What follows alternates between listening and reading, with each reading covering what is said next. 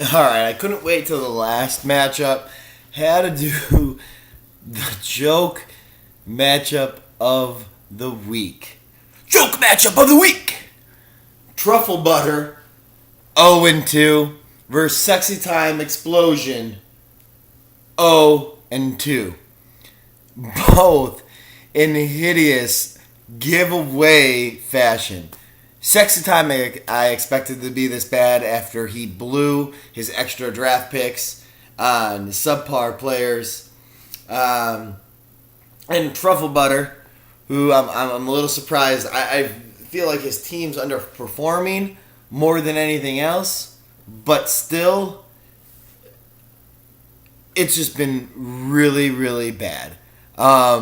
This week, it's not do or die because it's not. I hate when people say that. But it would be incredibly hard to come back from 0-3 to make the playoffs. Usually, if you go 0-3, you're going to, at the very best, or at the very worst, have to go 7-3 the rest of the way. Not the easiest task in fantasy football through the bye weeks. If we go into these pitiful lineups that these guys have, at least through the first 2 weeks, Truffle Butter is going to be throwing Russell Wilson. He's still going with Russell Wilson. He's got Flacco on the bench going for Jacksonville against Jacksonville. I might want to switch those up. Russell Wilson's not feeling that good, and I get that it's against San Francisco, but you're hoping that he has this giant outcome and this giant resurgence, and I just don't see it happening until he's 100% healthy. Todd Gurley going against Tampa. Kenyon Drake, the handcuff for Arian Foster. We'll see how he does. I don't have much on him. Tae Sharp. My God, what the hell do you have to have these people on your team for? He's the Tennessee receiver for people who don't know. Allen Robinson, everybody knows from Jacksonville, going against Baltimore's defense, and Jarvis Landry going against Cleveland's defense. On the other side, you have the champ, Matt Ryan. He's going to put him in the number in his starting lineup. He's the number one quarterback so far this year. And dump Blake Bortles. I think it's a smart move, especially against New Orleans defense, though they looked pretty good against the Giants offense last week. Charles Sims, Tampa Bay running back. Tevon Coleman, Atlanta running back, who doesn't get a big share of the carries. Sterling Shepard, the receiver from the Giants, and Brandon Marshall, Golden Tate, and Eric Ebron from Detroit. I tell you what, Sexytime, your team just blows.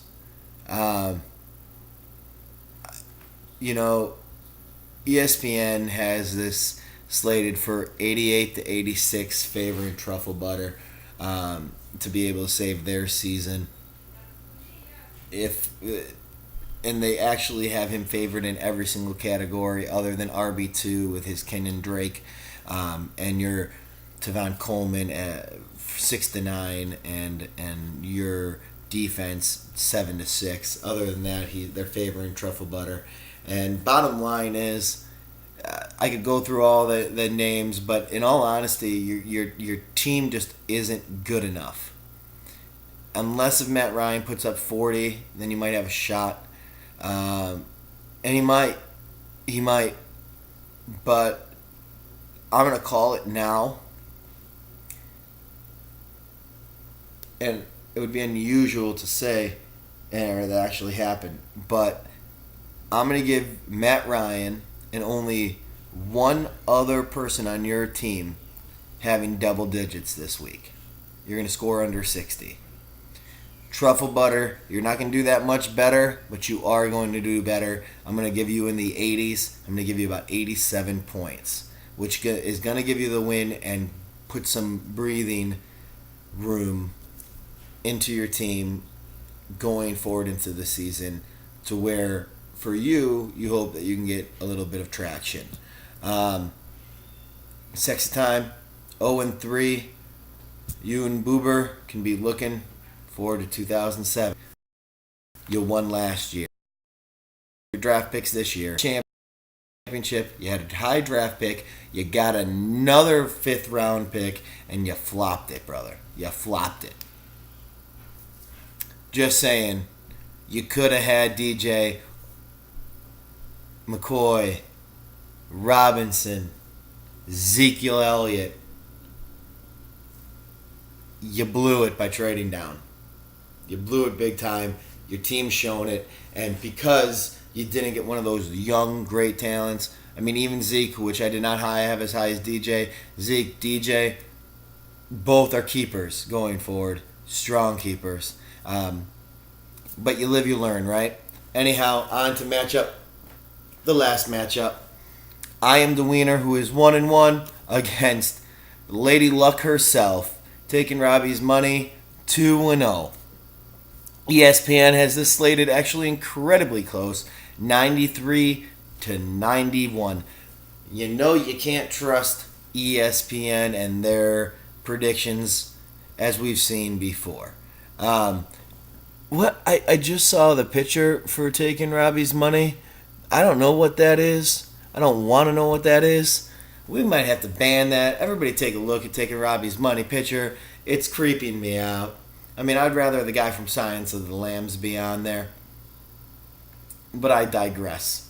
I'm the Wiener's throne, Cam Newton, who, though having a good year, okay, and he'll continue to have a good year.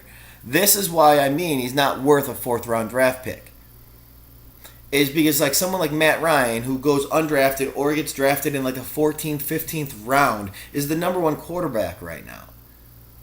And he'll be up there, and there will be other quarterbacks up there, and Cam will have a good year, and yeah, he'll be consistent, but you could have got a lot of other quarterbacks. Derek Carr, I think I got in like the 12th round, Roethlisberger in the 8th round. Like, you could have kept somebody and kept your 4th round draft pick, which, again, I know you didn't know would have been the first pick, but you would have the first pick in the draft.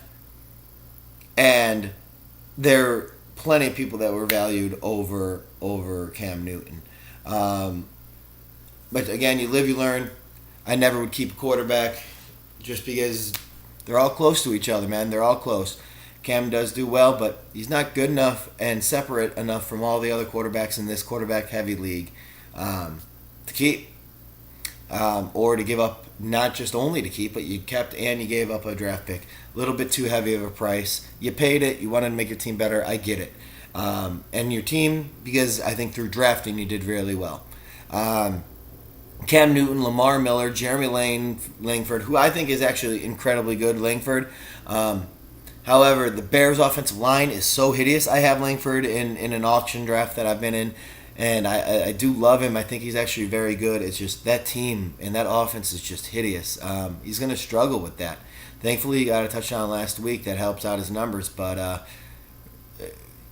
if you're listening and other people aren't, I might want to trade him away while his point value is good.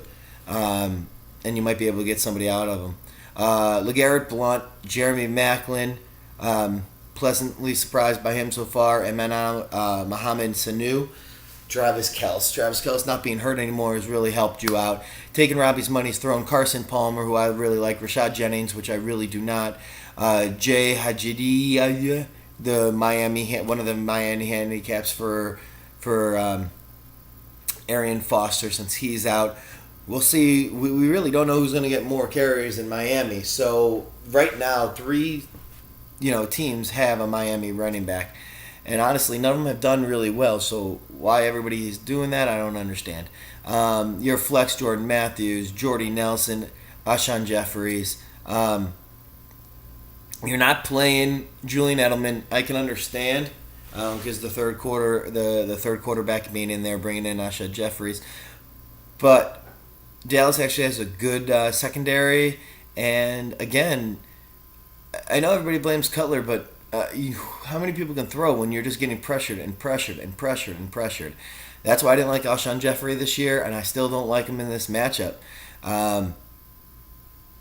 Going through everything, honestly, I get the little voodoo that you've been working with, taking your Robbie money. So it's either I am the Wiener is going to score 40 points or he's going to get the win. I'm going to bet on the latter. I think I am the Wiener is going to put up about 93 points, and taking Robbie's money, you're going to be settling in the 70s, buddy.